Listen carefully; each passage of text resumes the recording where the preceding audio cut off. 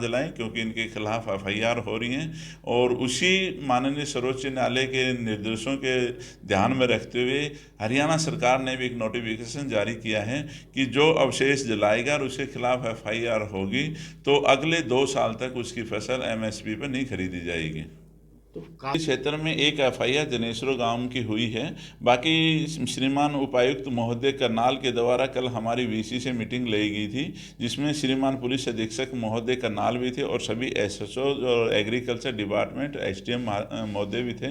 तो उनमें सख्त निर्देश दिए गए हैं कि सभी की टीमें बना करके एग्रीकल्चर डिपार्टमेंट, एसडीएम के अधीन भी और पुलिस की भी, उसमें डीएसपी साहिबान भी रहेंगे हमारे सारे, उनकी टीमें गठित की गई। कल भी हम आपके संज्ञान में ला दूं कि मैंने एक वॉइस मैसेज भी डाला था, और कल भी हम कलसोरा के अंदर, इस्लाम नगर, खेड़ा, इन काफ़ी गांवों में हमने डबकोली कला, डबकोली खुर्द, इनमें सभी में हमने लोगों को जागरूक किया है। इसके लिए लोगों को जागरूक कर रहे हैं। और श्रीमान उपायुक्त महोदय के द्वारा मीटिंग के अंदर एग्रीकल्चर डिपार्टमेंट को निर्देश भी दिए गए थे कि जो पराली का बनाने की, जो काटने की मशीनें, जो बंडल बनाते हैं, वो किसी ब्लॉक में बना चुके हैं और वहाँ एक्स्ट्रा मशीनें वो भी जिसमें नहीं बनाई है उसमें भेजने की तैयारी करी, वो उनको भी उस जमींदार को गिरफ्तार करके माननीय न्यायालय में उसके चालान दिया जाएगा और उसके बाद माननीय न्यायालय ही उन पर जुर्माना कर सकता है, वो जुर्माना करेंगे बिल्कुल। और लेकिन मैं आपके चैनल के माध्यम से बताऊं कि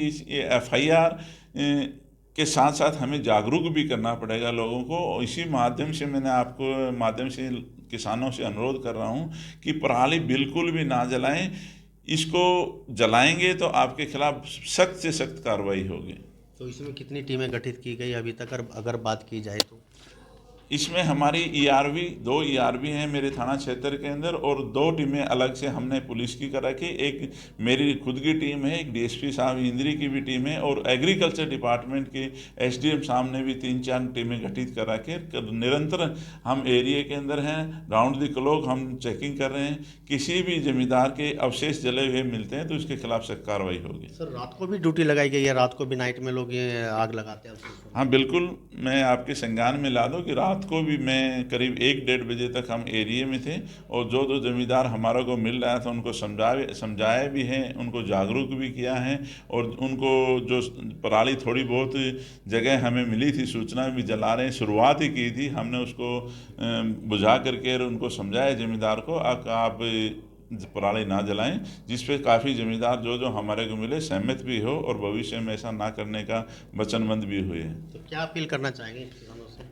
मैं मेरी तरफ से, इंद्री थाना पुलिस की तरफ से जमींदारों को अनुरोध करूंगा कि इस पराली को ना जलाएं बिल्कुल भी। ये पराली खरीदने लग रहे हैं, आप देख रहे हैं कि रोड के ऊपर भी पराली की जो ट्रॉलियाँ आ रही हैं, वो भी यदि वो ना भी खरीद पाएँ तो हमारी गौशालाएँ हैं जहाँ पर काफ़ी कमी है चारे की, कम से कम आप उन पर भेज सकते हैं। अपने ट्रैक्टर ट्रॉली सभी ज़मींदारों के पास हैं, तो उनके पास भी अवशेष भेज सकते हैं। तो इसलिए आपसे अनुरोध है कि पराली को ना जला करके और उसको अपने जो बंडल से खरीद रहे एग्रीकल्चर डिपार्टमेंट उनको बेचें, अन्यथा आप गौशाला में भी दे सकते हैं या अपने आप भी खुद इकट्ठा करके रख सकते हैं, बाद में बेच